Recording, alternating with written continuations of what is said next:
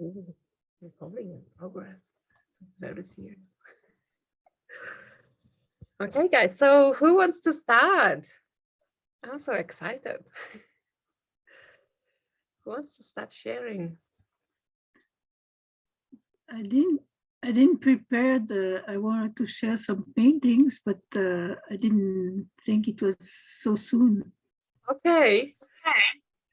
Well, also, Micheline, if you want, you can bring your shares to the sharing circle before our Okay. healing. Okay. So that's all fine. Perfect.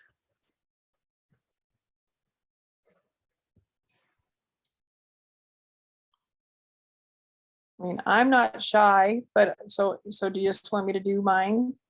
Yeah, you can do yours.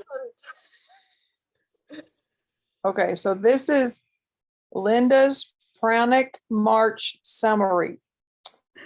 As we sit here in silence with our stomachs growling, we know that our minds are still resisting and howling. Some of our bodies are comfortable with the process so far. Others have heads and bodies that are crying, how much longer?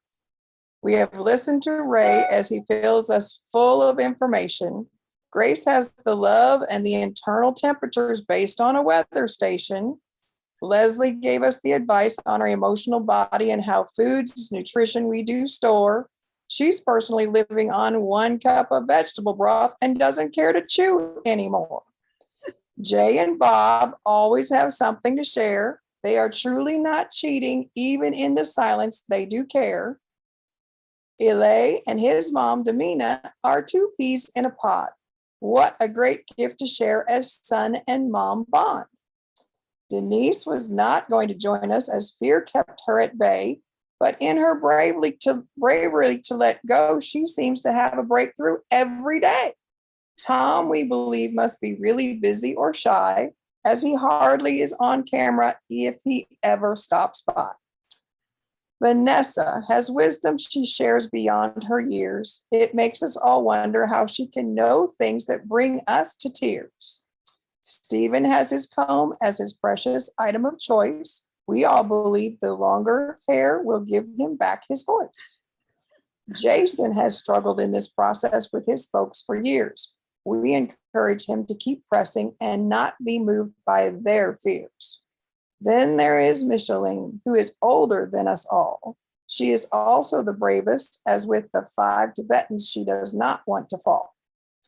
Linda has her reservations with the choices she has to make, as being indoctrinated with spiral blue people to being orange, now green, she is trying to take.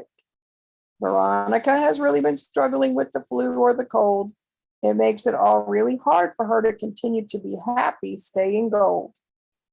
Devin has kept us busy with her sweet bear and her beat. She sometimes acts all tough, but deep down she is really sweet. Dahan has a lot of challenges to get on with us every day. It's the middle of the night there, but he still has great stuff to say. Vesela hails from St. Louis and a busy mom she has been. When she is able to join us, her attention has been all in. We have days of juicing and other days with just water. These days of pure silence keep getting harder and harder. Together, we have been gathered from nations galore. They say it was mainly USA and Canada, but we know there has been more. We are the Pranic March Conference, checking out this breatharious lifestyle. We are all working very hard and trying to keep on that smile. Internal peace as well as more patience while on this journey we depend. Just a couple more days now and it will all end. We will have made our commitment, and maybe for some it's a chore, but the rest of our lives will decide if we do this anymore. Family and friends have a big part to play. It's how we are going to manage our lives day to day. Do we eat from the table, or from earth do we get our supply? This is all our decision to make as we tell each other goodbye. The end.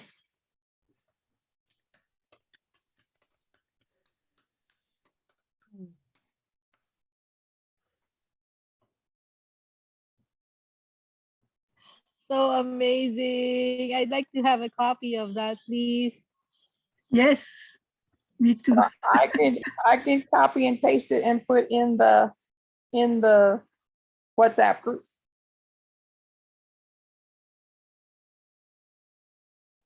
Truly amazing, amazing talent.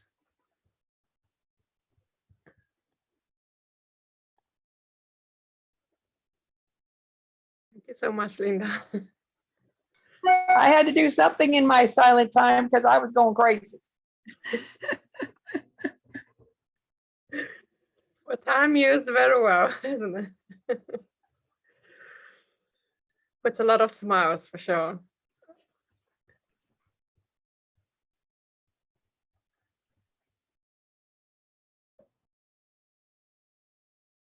Hey, Mysterium Metaphysical Boutique.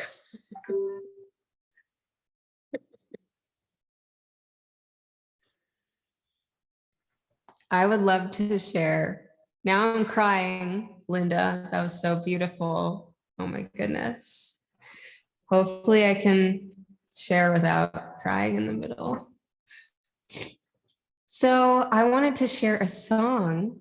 And as many of you know, I've been taking this time to pick the guitar back up.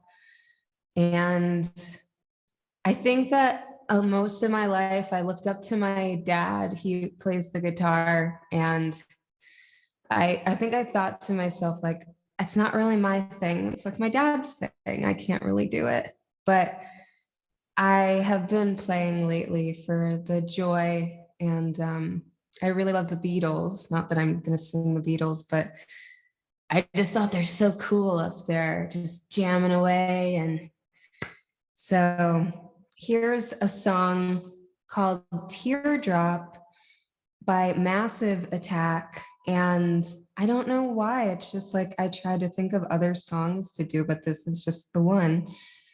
So I'm going to pick up my guitar and let me know if you can hear me, hear the guitar rather.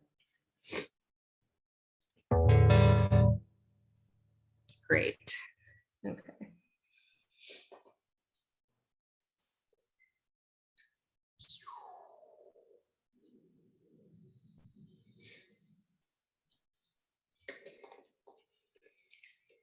Okay.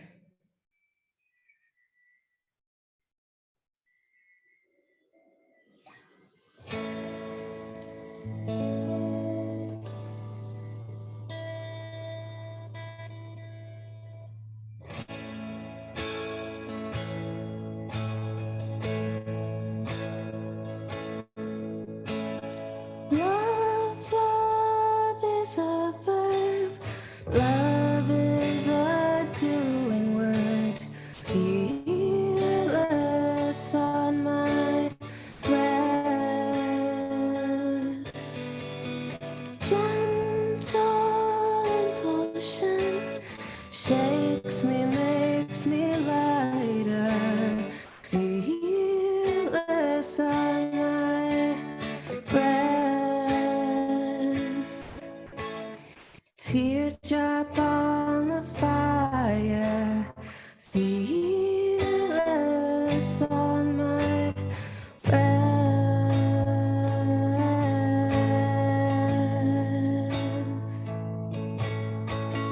Night, night of matter.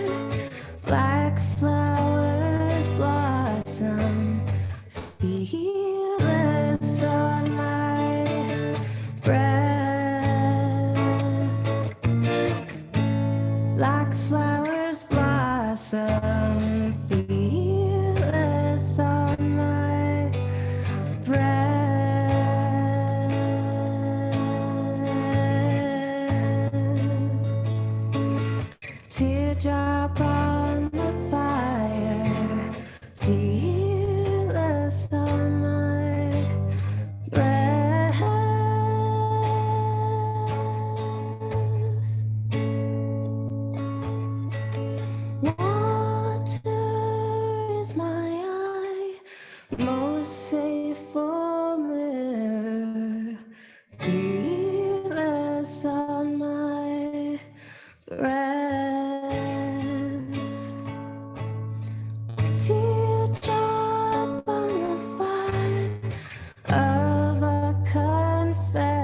passion. Feel us on my breath. Most faithful mirror. Feel us on my breath.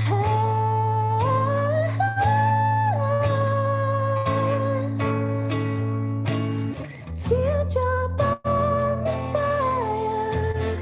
Feel us on my breath.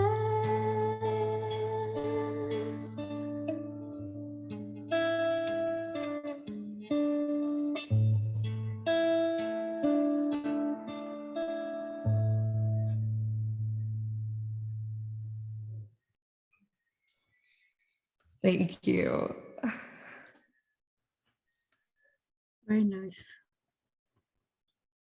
So beautiful. It brought tears to my eyes. Thank you. That was so beautiful. I'm familiar with that song, and that was a beautiful version of it. Thank you.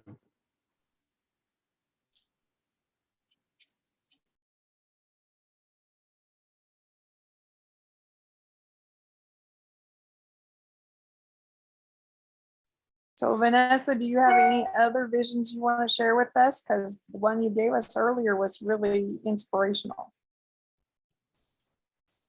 Too many to mention. So I guess I'll pass for now.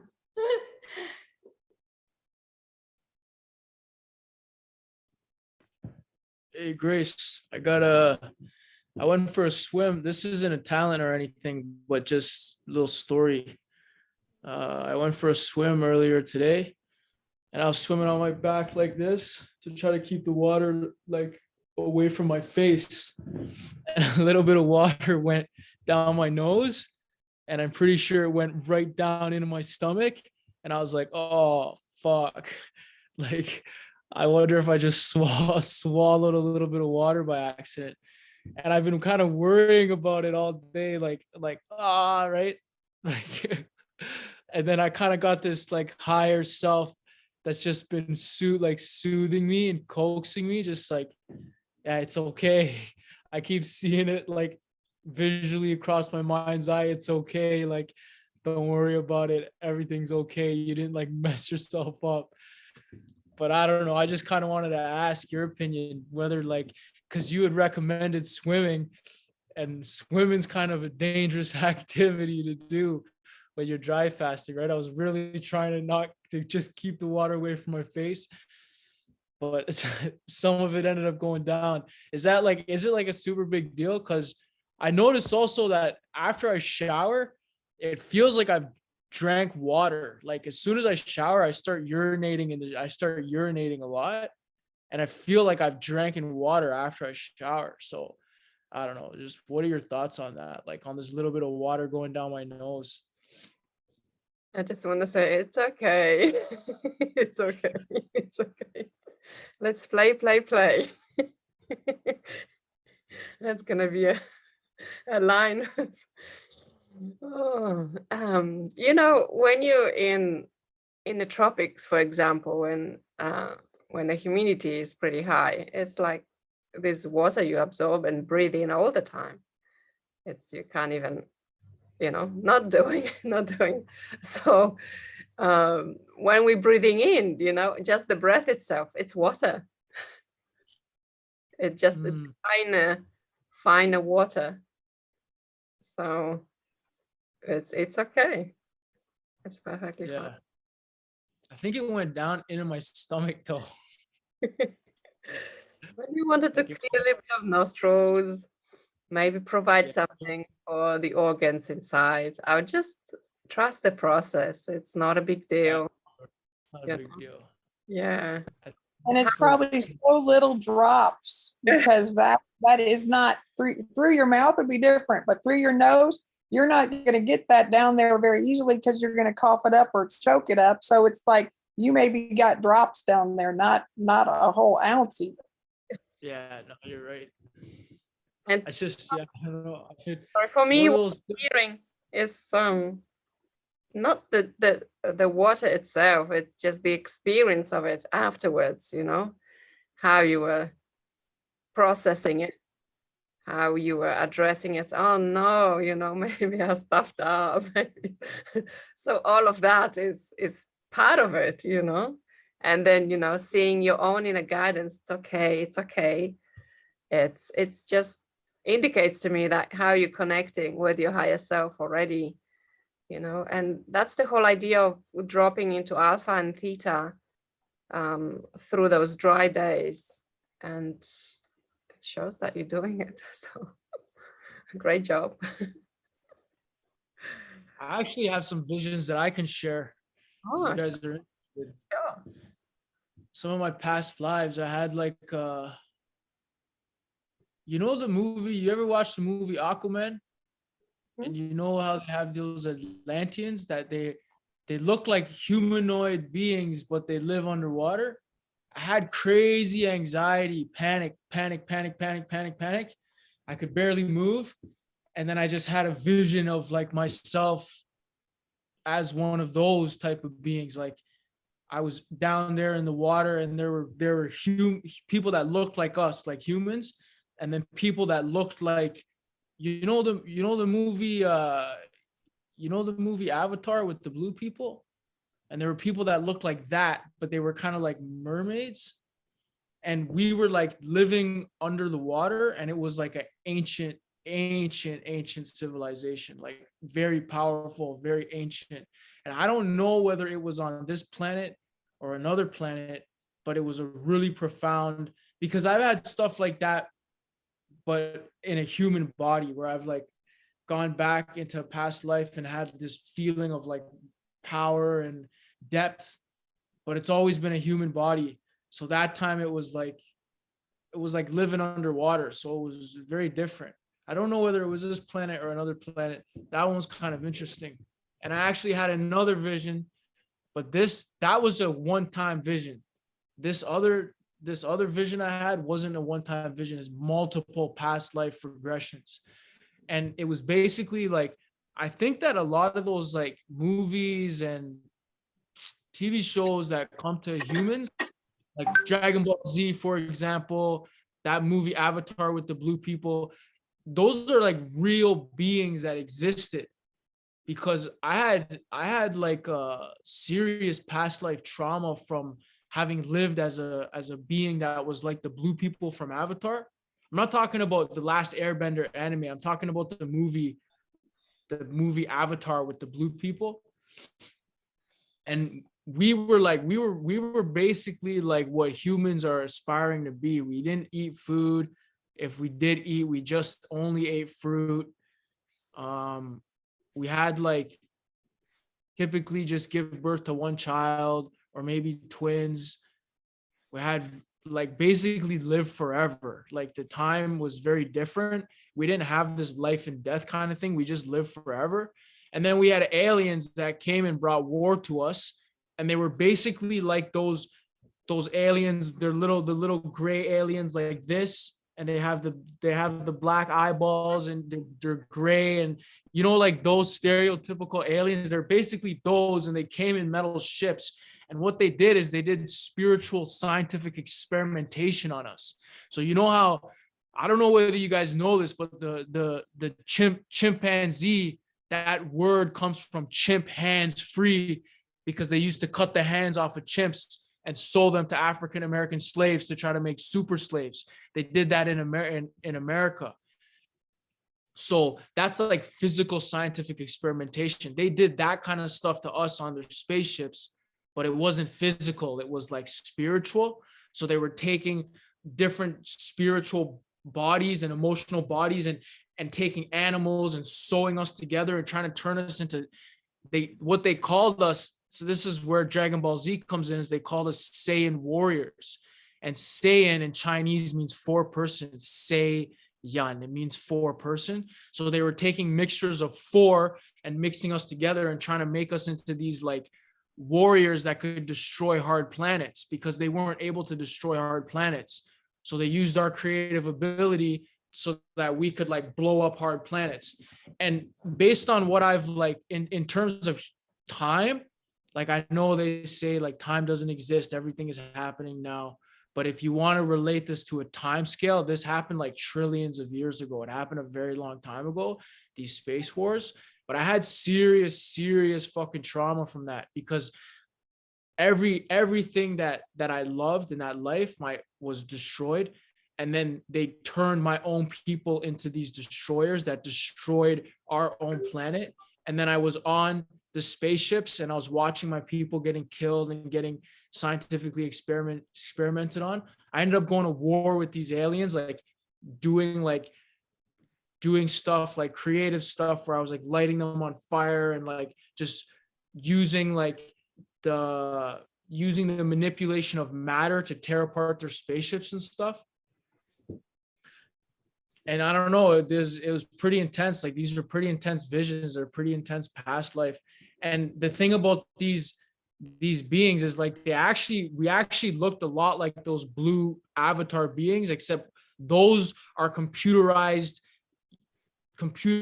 like the movie is just computerized stuff, right? What we looked like was like pure.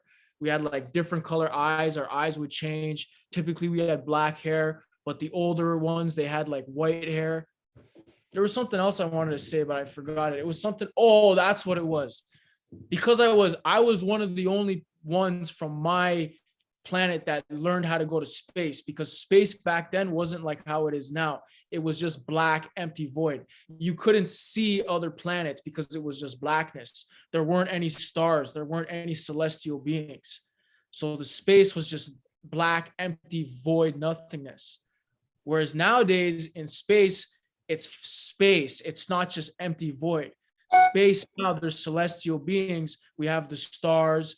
It's kind of like heaven. Your soul can like go up there and exist with the stars, and you can work through your trauma by like burning it away in the pure white light of the stars. That didn't exist back then. It was just blackness, and that was basically hell. There were barriers around our planets that protected us from this empty void that was basically just ego. It was ego, and it was full of hate and evil. But I figured out a way to like not breathe, to not have to like use pressure and vacuum to breathe. So I could go and exist in this empty void vacuum stuff without breathing. And it was so cold. It was freezing cold, that I just had cold in my spinal fluid. And it took me this life, my whole life, of just freezing my ass off before I finally started to get warm. Like this is the first time in my life where I've started to finally get warm. Up until now, I've just been freezing. Like as a kid, I just wore jackets all the time. When I was in the army, man, the fellas used to make fun of me because I'd always just be freezing. They'd be like, oh, this guy thinks he's a hard ticket, but he's just always shivering, right? And that was like a thing in the army. It was like, if you're one of those guys that's cold, you just get, it's like a sign of weakness. And none of these fucking guys knew that I had like space war trauma from being in space, because I was like destroying these spaceships and then moving on to the next spaceship. So I was flying in this empty void space stuff that was just freezing cold. And the thing is I thought that everything got destroyed. And I thought that the nature of existence was different back then, that we had heaven and hell didn't exist. So this was a war on the knife edge of existence.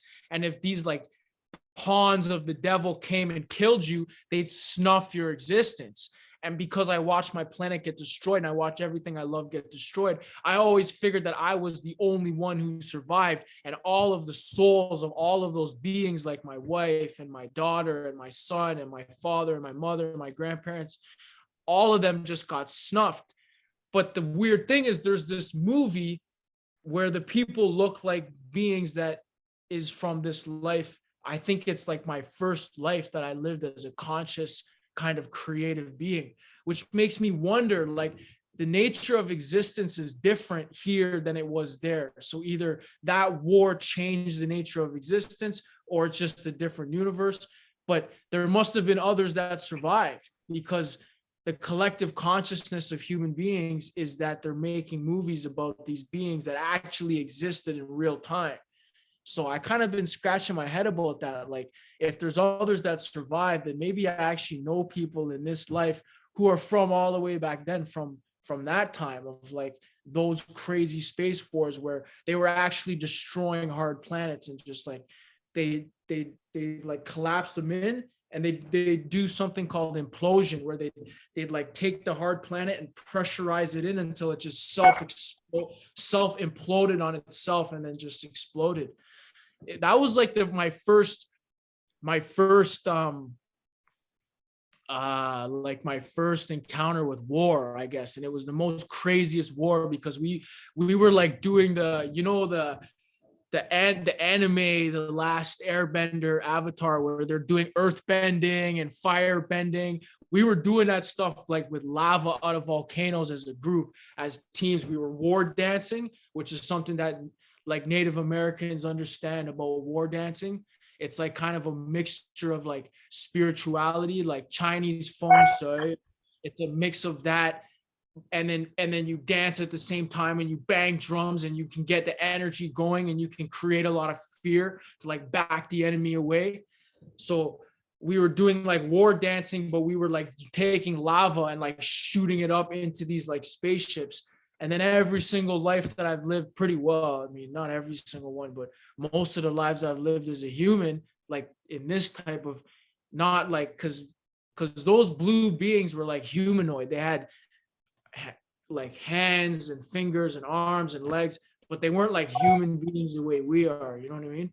So like now when I'm talking about being a human being, like a Homo sapien, you know, most of the lives I've lived have been war as well, like warring in ancient China with the Mongols, warring in the Americas against the Union soldiers, just so much war. And it was like I had to do all of this war to like heal from those space wars, because they were just so horrible. It was like real like devil god war, like real like hell and heaven. Like it was like I've experienced hell on earth, but the hell here was like nothing compared to the hell of like those wars. And like I even lived as like a chimp on the tables, and I went through the scientific experiment stuff, and it was so brutal, like so scary and painful and bad, but it was nothing compared to like what they did to us in those spaceships, because they were doing like spiritual scientific experimentation.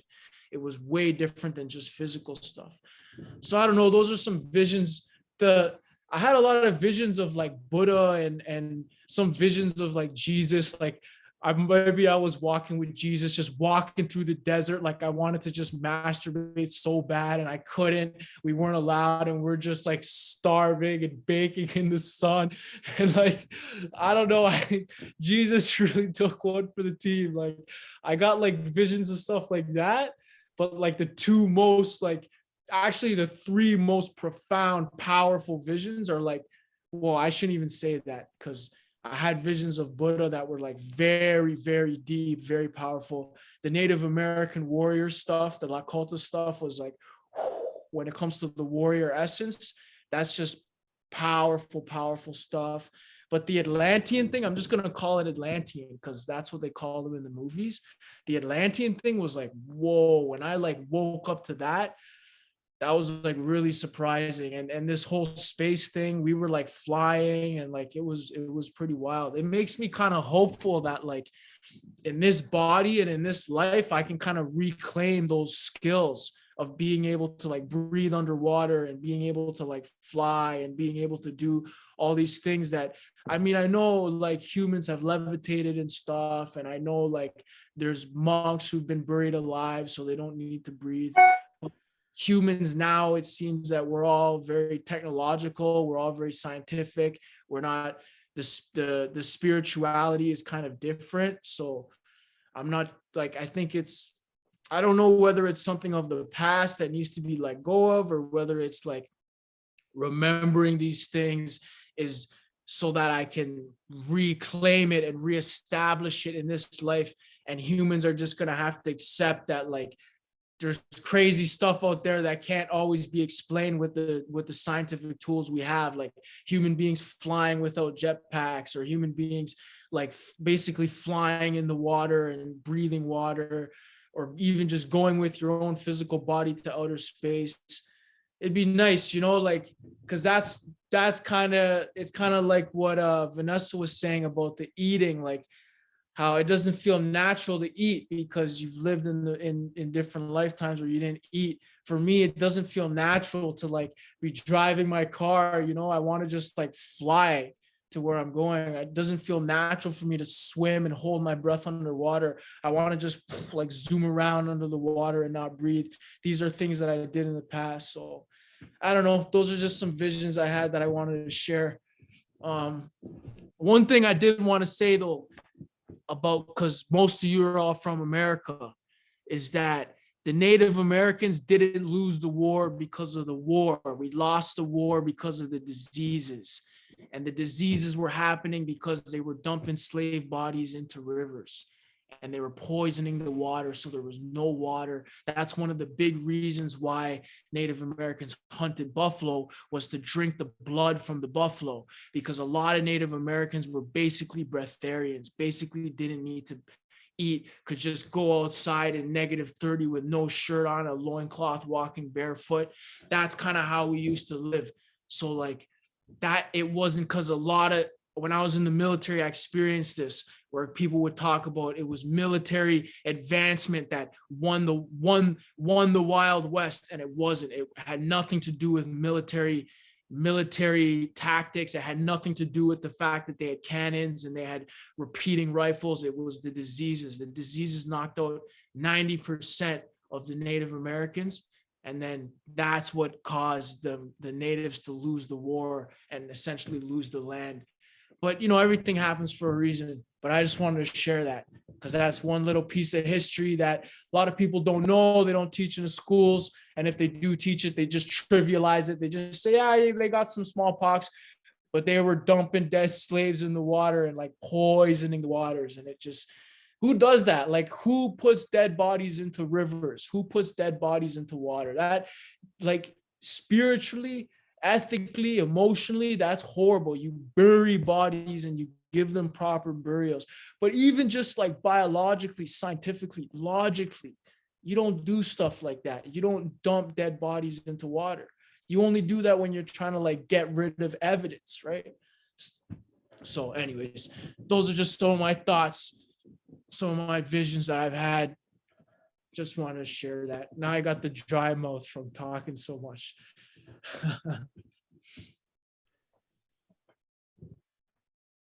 Thank you. And isn't it amazing, Stephen, how you said about, the Atlantic time when you were underwater and then you went swimming and got a little bit of water. Yeah. Yeah, that's a good point, actually. It just went right down into me like natural. Actually, do any of you have any insight as to whether that, because when I was blue, the name of those people was, I'll just tell you, I guess it's got to come out one day, it was Hanastorai. Hanastorai was the name of those blue people. That was the name of us, Hanastorai. And I'm pretty sure that our planet was called Oglala. And the reason, and there's a band in the Lakota, which is called the Oglala Band. And I think that band has that name because of me, because people asked me, hey, who are you? And I said, Oglala. And then they just started calling themselves Oglala. And then before we knew it, we were the Oglala Band. But that planet that the Hanastorai lived on was Oglala. And we were like, we lived on the planet of Oglala, and we were like Oglalan, but we were Hanastorai people. I don't know. There's a lot of different names like floating around, and a lot of it has come and been with Earth because, the Chinese people are the Han people, H-A-N, the Han people. And that kind of comes from that Hanastorai as well. So the Hanastorai and the Oglala, there's like a little bit of Han is with the Chinese, and Oglala, which was the name of the planet, is with the Native Americans, with the Lakota. They have a band called the Oglala. But I know for sure that the Hanastorai people were a different planet, a planet that was destroyed. But the Atlanteans, do any of you know like whether that's planet Earth or whether that's Yeah, I was an Atlantean and it was on Earth. okay? Yeah, I do remember the last day of Atlantis. It was very tragic for all of us. But you know, they live on, and we've learned so much from that traumatic I don't actually know any of the history. I just had that one vision, and it was like a big council. And I was just there in this council, and there were like other beings with tridents, and that's the only vision I have of that one. I know nothing of the history. So it's cool to know that it was on Earth though. That's like, whoa, that's so cool. That's actually so cool. That means that one day it could be like that again. Like maybe not a whole civilization, but you know, people doing that kind of thing again. I'm sure that I'll. What's that? I just wanted to say, like, I also had several visions of the blue people who can breathe underwater, they live underwater, and they, as I understood it from my vision, was that the bird people had to go underwater, and they became civilization underwater, and then came onto land. That was how I remembered it. So I think it's just fascinating to be in a group with other people who have had those visions as well. Yeah. I always thought that I was alone, you know what I mean? I always thought I was alone. Oh, that's so cool. That's so cool to meet somebody who was also an Atlantean before. Did you say, Devin, did you say you had visions of the blue people or the bird people? Well, it was that the bird people became the blue people. If that makes sense. So they were the bird people that flew. And then I don't remember exactly, something happened where they had to go underwater. It wasn't like, oh, let's just go underwater. It was like a necessity for them to start living under the water. And then their skin turned blue, living under the water. And also the language that they spoke, it all started coming to me with symbols. I think like symbols was the primary way that they communicated. So I started following the symbols, and that's when I started getting the visions of the blue people. I think the blue people you had visions about are different blue people than the Hanastora I was speaking about. Very possible, yeah. I think they're different blue people. There must have been many. I mean, there's only so many colors, right? So there must have been many different types of blue people. I think I know for sure. Definitely different blue people. Also, if I may share something, might be useful. Can anyone? Yeah, we can hear you, Jason. Okay, well, sorry, my camera is gone, but I wanted to say also that when I was younger, I used to have a number of dreams where I was underwater and breathing. I wish if anyone has any ideas how I could become more connected to those experiences. You know, like all the visions and stuff. I don't see my, actually, here's the question for anyone that might be able to answer it. Years and years ago, my third eye or whatever visualization capacity disappeared, and along with a bunch of other like abilities and stuff. And I have some idea like why. Not 100% sure, but so I still get information, I guess, through the visual, but it's not visual. It's weird. It's like I get information. It's not words, but you know, it's ideas, but it's not just ideas. Yeah, but anyway, the visualization is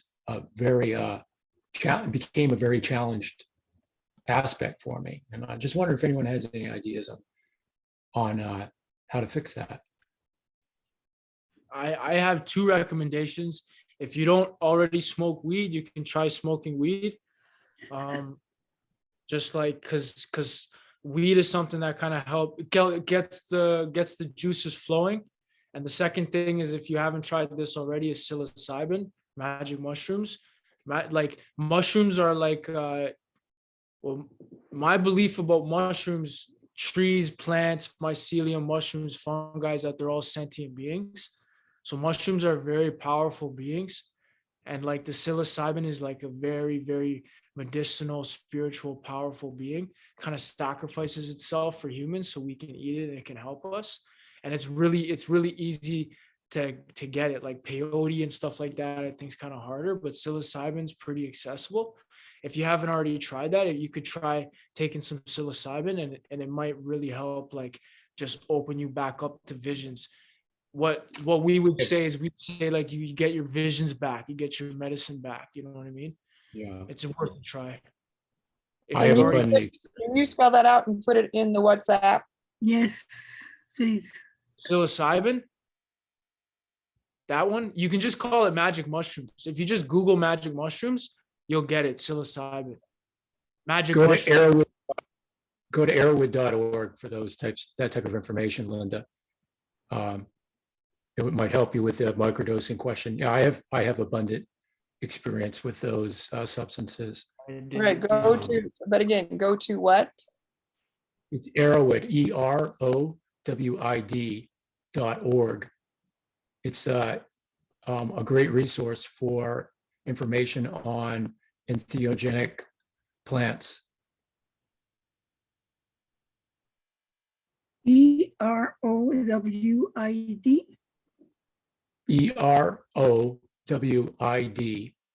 EROWID.org.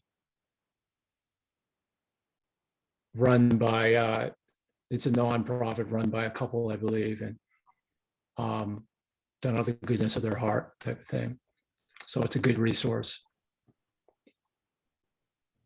The only time that I've seen somebody lose their visions was someone I knew who got tortured. He was a Native American as well, and he got tortured to death by French soldiers, and it broke his medicine. He lost his visions, and he basically, kind of like was schizophrenic. He just had visuals that would just come and go in front of him like this, and all he needed was for somebody to realize his truth, and then it kind of like helped him restore his visions. So maybe something happened to you that you don't remember, and it's taken away your visual capacity. And the only, Well, I'll share just- something that happened to me around the time that this all may have happened. Is I was publicly humiliated, and during that time, afterwards, I was walking away from the place where it happened, and it was publicly humiliated in front of my entire university as a freshman. And when I was walking back from that event, I felt like I wasn't really in my body. So it's like it was so excruciatingly difficult for me that I left my body to some degree. And my feeling is I haven't really gone back into it. So I don't know. I haven't really found it on it. It's probably That was time. That was over 30 years ago now. Whoa. Yeah. 30 years. But Man, now, you look like you're in your 20s, man. yeah, I'm 50. So I've been I channel energy. I dance to really high energetic music. I have a personal practice that I've done for years. Like I said, I do Vipassana type of thing, 3 hours a day, every day. And I also have good genetics. It's not just my practice, but I'm sure that's part of it. So, we all have gifts and we all have challenges, but Yeah. You look really young. thanks, man. Thought you were in your 20s. I Whoa. am. shocked. I just happen to be 50 while I'm in my 20s. There you go. No, I don't know about the visions thing. It's complicated stuff. Every person's on a different path when it comes to visions. That stuff's complicated. I don't even understand it myself. it's kind of overwhelming, You were going to share something earlier, Grace. I think you were going to share something about the topic we were on, like Atlanteans or Yeah, something. just I thought, Stephen, because I've been working with people through connecting through the theta brain waves, and I had a lot of clients actually who were the blue people, and also I had this particular client. I remember a person. It was a session about this war. It kind of reminds me exactly what you're talking about. And this person, you know what they were doing? So it was a space war, and he was traveling to another planet to purchase or to buy special uniform, and like a uniform, not uniform in terms of like the whole thing, it was like a shield kind of uniform. And when I was asking the details about it, he said that only the people on that planet are able to make it. And this shield that they're putting on, or armor, if you may, is designed to protect from the biggest weapon of all. And I asked, what kind of weapon is that? And he said, the sound, because the sound can penetrate everything. Yeah, the sound was deafening. The Yes. sound was horrible. The sound was the worst thing. Yes. The sound was so bad. Yeah. I have that to this day, sound sensitivity. But I didn't have those. I just fought in a loincloth. When I was blue, the blue people, I just fought in a loincloth. I didn't have any armor or anything like that. Yeah. I don't know. Maybe I just wasn't lucky enough to get armor. But yeah, the sound. Well, now that you mention the sound, I can feel it in my body. It's like horrible. The sound is like the worst. Yes, yes. Because it vibrates That's through. that's and that's amazing to know that there's others that survived. For sure. And you see that humming bee practice, that could be really helpful I to lost the sound. replicate the sound. Yeah. I used to do a lot of chanting before. I kind of done that before. I used to do a lot of stuff like that. So maybe I'll get back into it. These days I kind of just been, I used to do a lot of meditation and chanting and yoga and kung fu and tai chi and all that stuff. And now I kind of just like, I'm kind of just laying around and just like doing nothing, just doing nothing. So kind of having reclaiming the inner child that just doesn't want to do anything, just doesn't want to do any of that like training. Yeah, for sure. You've done so much, over the years. Yeah, I have. Thank you so much for sharing. Yeah, no problem. Actually, I'm really glad I did, because I met other people that have the same experiences that I had. It's really good. Because when it comes to the blue people, like that's kind of what I consider as my origin. And I honestly thought I was the only one that survived. So to hear like you telling that story about the shield, that's like, and I didn't understand. Like I thought that the movie Avatar was basically just trauma in the universal collective, and people were just picking up the trauma. I was like, there's no way that the people that made that movie are actually people from back then. There's no way. They must just be people that are tapping into the collective trauma, because there's all of this universal space trauma from those times, from those wars.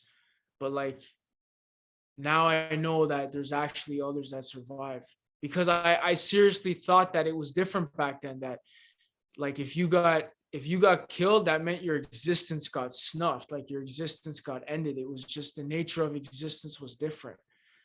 So I don't know.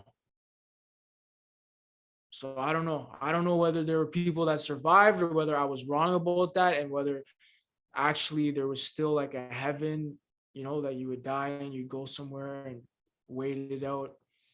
Yeah, I don't know. But I'm glad that I talked about it. Thanks for listening. Stephen, you look to me like a samurai. Is that right? Do you have do you remember being a samurai? No, I don't. No? But I do remember being a warrior with ancient China, fighting against the horse tribes, the nomadic horse tribes, fighting against the Mongols. And then I got betrayed by China, and it just horrible stuff happened. And then I ended up going over to in the life right after that life, I ended up going over to the Mongols and fighting with the Mongols in the times of Genghis Khan, and then just wiping out China, wiping out a significant portion of it. But I don't ever remember being a samurai, no. But I was with the ancient Chinese and Japanese and Chinese samurai and Chinese warriors. They have similarities, Yeah.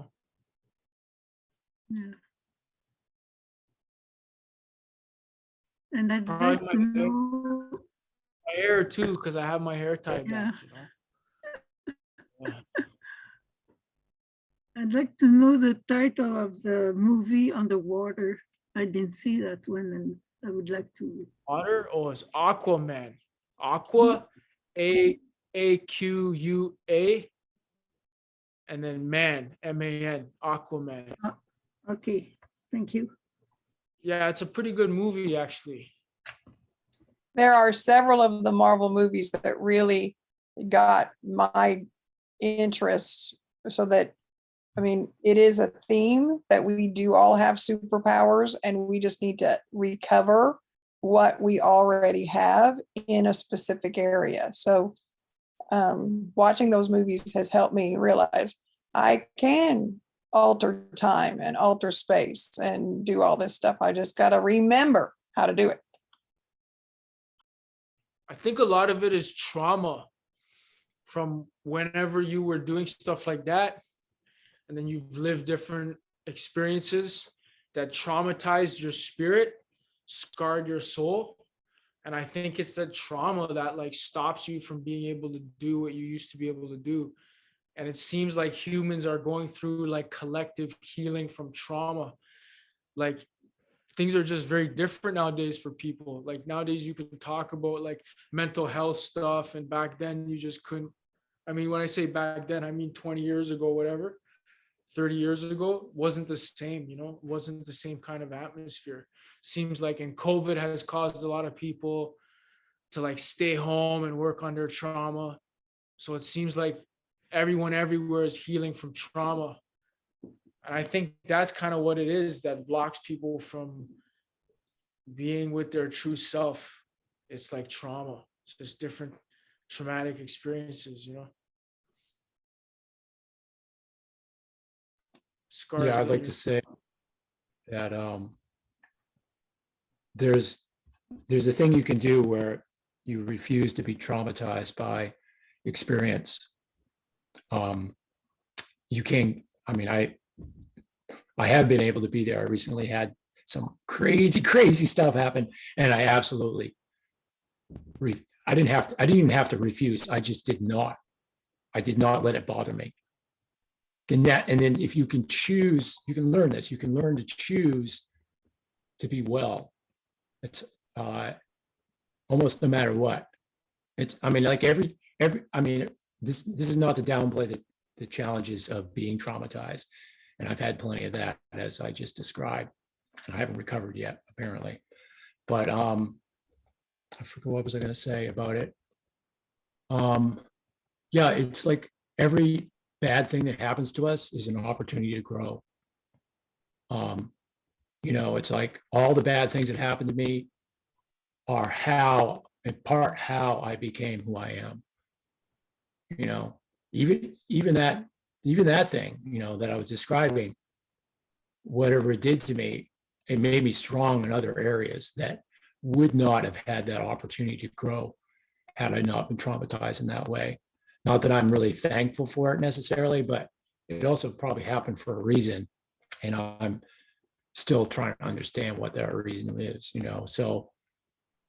But yeah, it's, you know, I was talking earlier on one of the, during one of the question sessions or whatever, about feelings. Feelings are thoughts plus emotion. So if I feel a certain way that I don't like, what I do is think about it in a different way. Oh yeah, with Leslie, we're talking about that. So when I was being pretty, I was being pushed around in a way that I don't believe in using force. And when I'm around people who do believe in using force, it's not so good for me. So some people were using force on me in a way that I couldn't resist. But I didn't react in a bad way. I was just like, no, I'm not going to let this bring me down. I got too many important things to do. And if my vibe goes down, the quality of my performance goes down. So I've learned to put that first. But you know, it's been many years of study. It's not necessarily easy, but just know it's possible.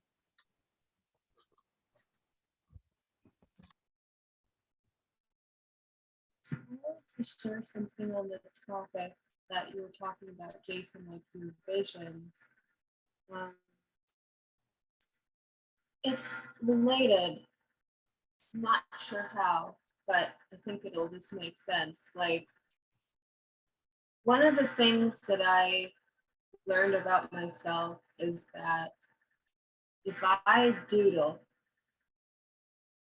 I have like clairvoyant doodling skills. And similarly with writing songs, you know, I'll just start singing the lyrics randomly, and then the lyrics will be some sort of clairvoyant message. So I think there's something to going into, like what Grace was saying, maybe that theta zone, definitely going into the alpha, but even going into the theta while doing something that's childlike in a certain respect, doodling, or just sort of off the cuff improvising, that can bring online different variations of those skills. I know it's not a direct answer to bringing visions back. And, you know, in that respect, I have like worked with people to be able to enhance what visual skills they have, people who never recall having vivid visions, allowing them to actually reach that point. But even just for me, I had to surrender and say, like, so if today I'm not going to have a vision, is there any other way that I can tap into that? And often for me, there's just a light joy in like doodling and singing, even like sort of automatic writing can be one that it takes the stress away of like, oh, I need to have a vision so I can be like a spiritual seer person. Sometimes I just draw a doodle and then I give it to a client later. I'm like, is this what you're talking about? And they're like, oh my God, that's exactly it. And I'm like, I'm glad my stick figures could help you. So that's it. Yeah, I hear you on that. I get I do, I guess I call it channeling now. I don't know what else to call it. But I get tons of information. I speak and it just comes.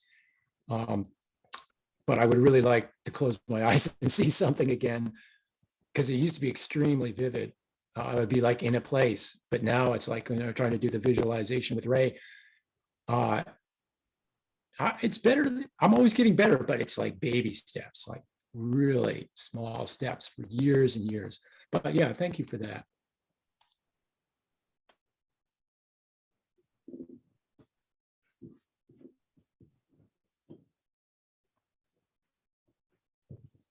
since we're talking about channeling, there's an art piece that I'd like to share. It's a channeled art.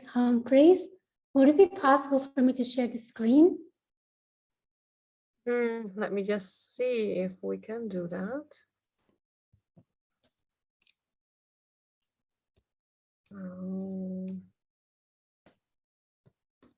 Vanessa. Okay.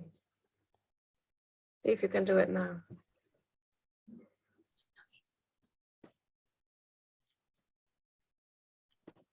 Yes. This is my art website. So some of the doodles I've had over the years, I just put them on the website. Actually want to scroll down to this one here. So this is a channeled art. It was created when I was blindfolded and I had no control over the color, the texture, the pattern.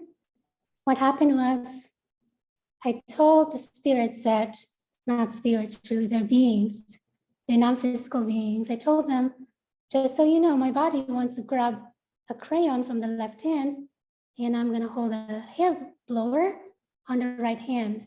I'm gonna turn the hair blower on, melt the crayon, whatever comes out, comes out. I have no control over anything. As soon as I channeled the Arcturians, Pleiadians, and other beings, my hands were just moving by themselves. You know, the hair blower sometimes would just switch the gear.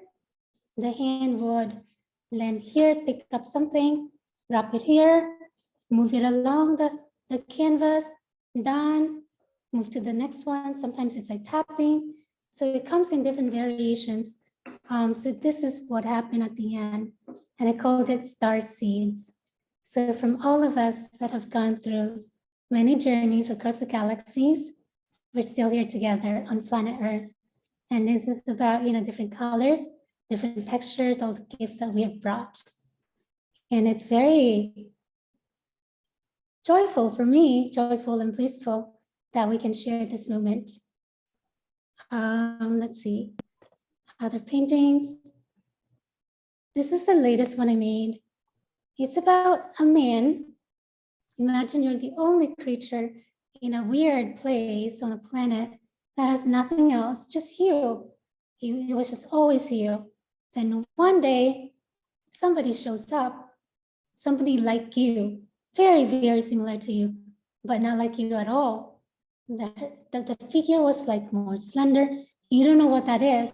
And all of a sudden you become male because there's a female, then you become male. But before this woman came, he was just you. And you don't know what to do with this thing, but you're so fascinated. You're like, do I smell? Do I watch? Do I touch? Like, you don't even know what to do with your hands. So you're just trying to pick an experience and experiment. Yeah, and of course I fell in love. That's the story of this one. Let's see. This one is about twin flames. How by nature they're one. So of course they're going to be attracted to each other across time and space. And love is easy. Love is carefree. It will always come to you. No need to be anxious. It will come to you. Let's see, what else? Oh, of course, this is one of my favorite ones. Similar to Van Gogh's Starry Night. This is my Starry Night. I also made another one that is more contemporary. In the city that I live, the Golden Gate Bridge with the Starry Night. This one, a lovely couple, my clients, so I'm an architect, and when I was renovating their home, they got pregnant, and they said, you have 7 months to finish all of this. This baby's popping, done. So what happened during construction, they moved out to the beach. So they were chilling, enjoying their beautiful honeymoon vacation with something cooking in their belly while I renovated their home. The home was finished on time, way before the baby came. because, I wanted all the carpet, the furniture to air out, to release all the chemicals and everything associated with that, so that the baby would have a healthier immune system. But that's them enjoying the beach. Oh, that's my puppy. Let's see. Oh, this one is my cat. The cat that passed away 5 years ago is the same soul as this puppy here. It's the weirdest thing in the world. When I got this puppy, I would just call him Edison, which is the name of my cat, Thomas Edison. And over, I'm like, why am I calling you Edison? Because he does so many things that Edison would do. Then I asked my higher counsel, did you send Edison back here? They just said, oh, no, he volunteered. We didn't send anything, he just volunteered. That's him today. Thomas Edison became Albert Einstein, and I'm so cool with that.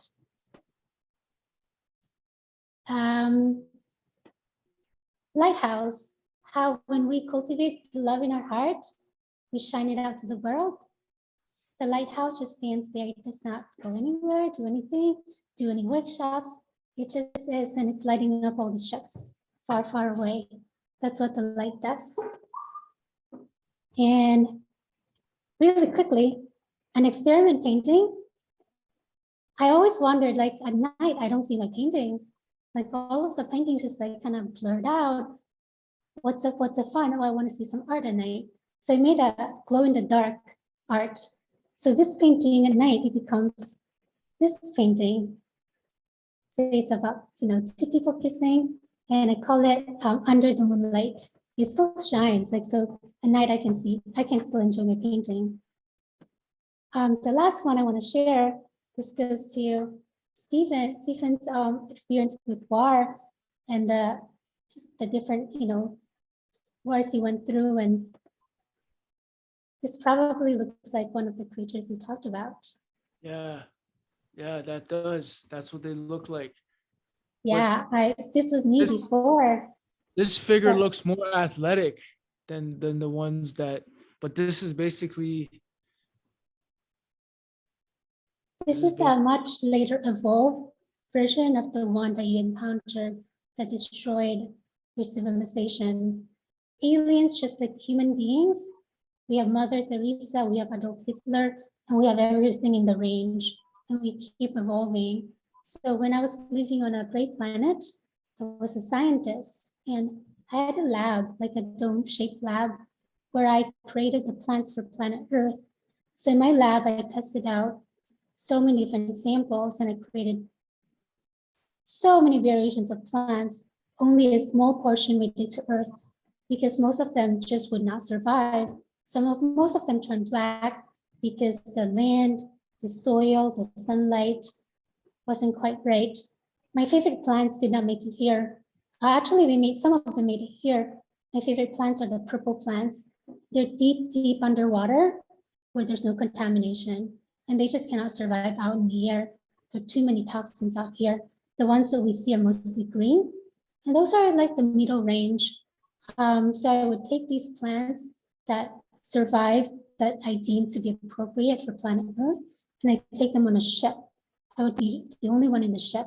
I take them to Earth, planted them, cultivated them, grew them, and then I go back home, do my thing, and then I come back and check on how the plant has evolved, grown. Usually they've grown like less than ideal, but it's okay. Like it adapts to the new planets and it grows on its own. Yeah, I had very, very fun memories of that. And, of course, like the back and forth, these are like mini trips. And then I fell in love with planet Earth because this planet has so many colors. It's beautiful. It's like, canvas. My planet did not have the beautiful greens and blues. It was all cold. It was like rocks and metals, very advanced civilization. And I had very strong telepathy and telekinesis. So in my lab, when I was creating these plants, I never had to leave my hands. I had 3 fingers. I would just be thinking about it, and this thing would just move by itself. They would mix it up, and they would be transferred. Yeah, so I want to give you a reminder that planet Earth is a very beautiful place. It is beautiful. It's very, very small compared to what's out there, but that doesn't matter. It's where your heart is. And where there is love, there's always life. Wow, you just like that drawing looks very beautiful, and you just allowed me to like forgive. That was very healing for me, to forgive those aliens that came and like made war on us like for no reason, you know. You just allowed me to Yeah, like, I hope that we find healing, because a lot of times when we incarnate as slaves or being abused or hurt, it's because in another life we have done the same to somebody else. And the only way for us to know the impact of our works is by experiencing the other. So when you forgive those great people that hurt you and destroyed your planet, you're forgiving a big part of yourself. Then all of a sudden, you don't need to carry the story of war inside you anymore, because you are one with all. Like, you accept the part of you that can hurt others, and you also accept the victim. They're all you. Like, if you forgive one, then you forgive all. And then from that, you can choose where you want to proceed next. Hopefully it's war-free, completely beautiful, and you have the Yeah. choice. yeah, thanks. I don't want to live in war anymore.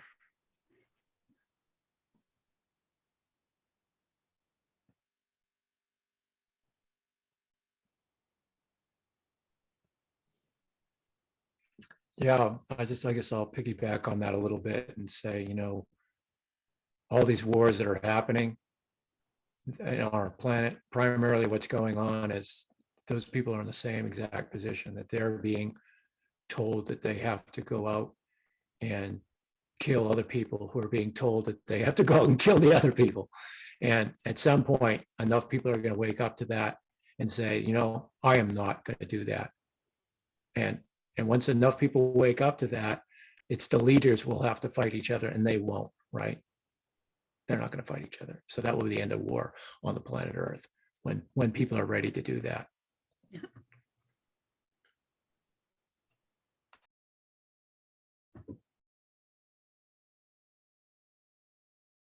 Global evolution from orange to green. Also, I think the wars are inside us. And if we don't solve the problem in us, then war will be forever. Yeah. This is one thing I think.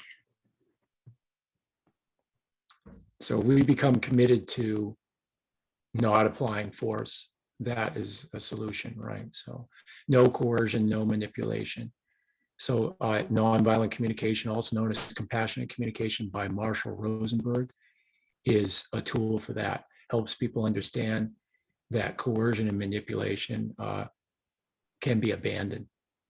So I'm a person that doesn't believe in force. There is this protective use of force idea that can come into play, but generally I find that force is not necessary, and that it basically never needs to be applied.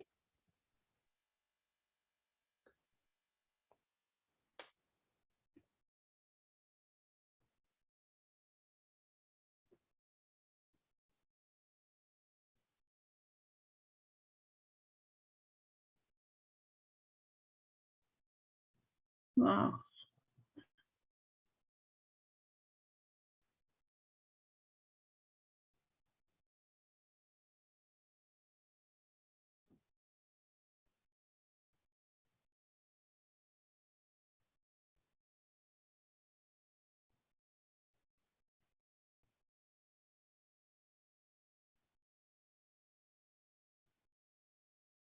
Thanks so much for everybody's shared. Hello, puppy, Addison. A good fluffy dog. Yeah. So how are we all feeling? I'm feeling we want to have a break before regrouping for the breathing practice. and sharing circle and sound healing, because we're meeting 1 hour earlier than usual today. I am very tired. I might take a nap. Okay, sounds like a good plan. Me too. Mention It would be something. the same, Yes, it would be the same link. be the same link. I just want to mention something about napping, because I think Jason, you mentioned earlier one of the sharing circles. This is part of the Pranic lifestyle, actually, that you know, it's a very natural to follow natural rhythm and natural need of the body.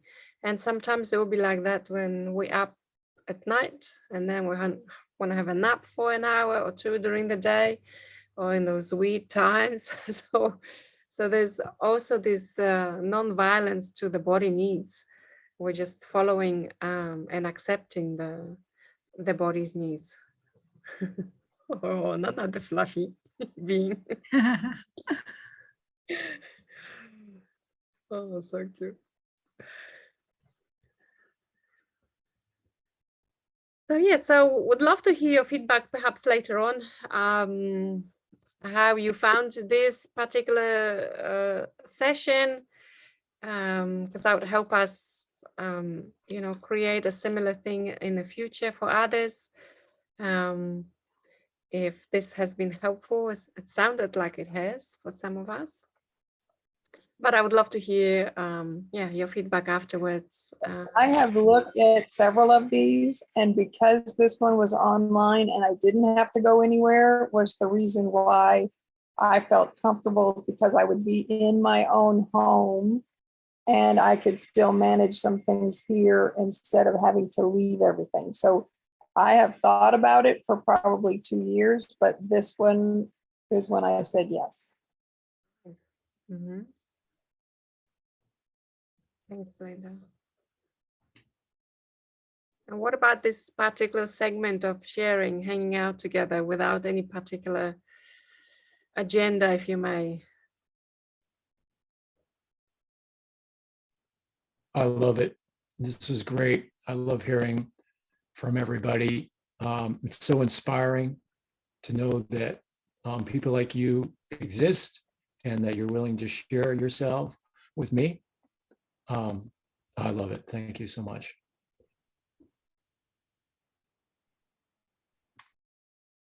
Yeah. I Me also, too, li- Lisa. I also like it to do it from home, because watched several possibilities before, but this one I said yes to. Thank you, Micheline. I have difficulty to speak because my mouth is so dry. Yes.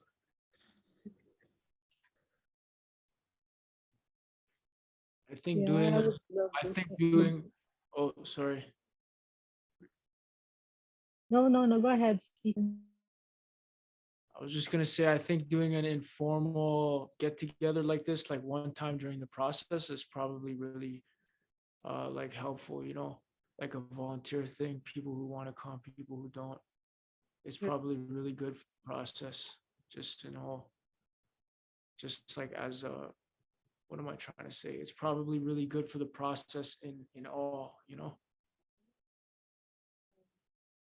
You. like for the participants, you know. Yes, yes, yes. So Thank you. Denise, did you want to say something?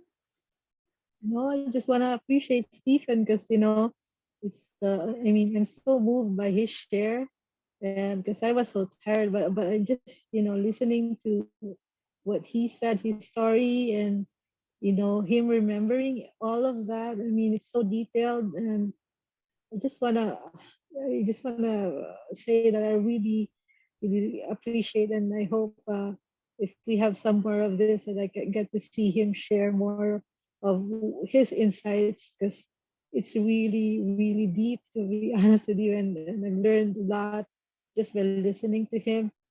And yeah, it's just amazing to meet all the, all of you guys from all of, parts of America and the world, and not even from this world. I mean, it's a dream because, when I was young, I had dreams of um, meeting people from all over the universe. And and it's, I mean, here I can't believe that, yes, we it's all over from the universe, but in a body like this right now, we're remembering who we were, and right now we're co-creating to make this world a better place. So I mean, it's just amazing, amazing to be here. So Yeah.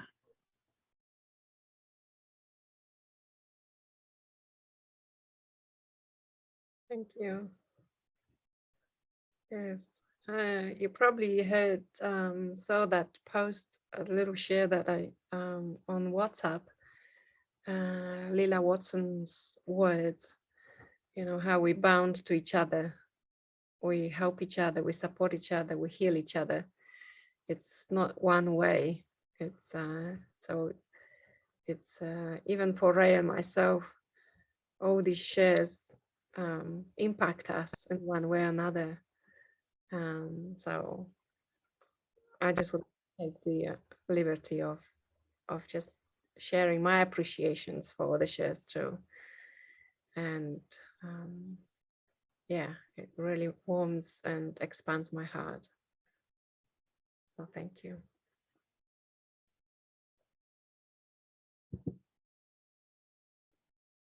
All right. So I will try to upload it as a private share on YouTube, like Ray, share it with everybody on WhatsApp. And we will meet in 3 hours. Thank you so much, everybody. Much love. Yeah.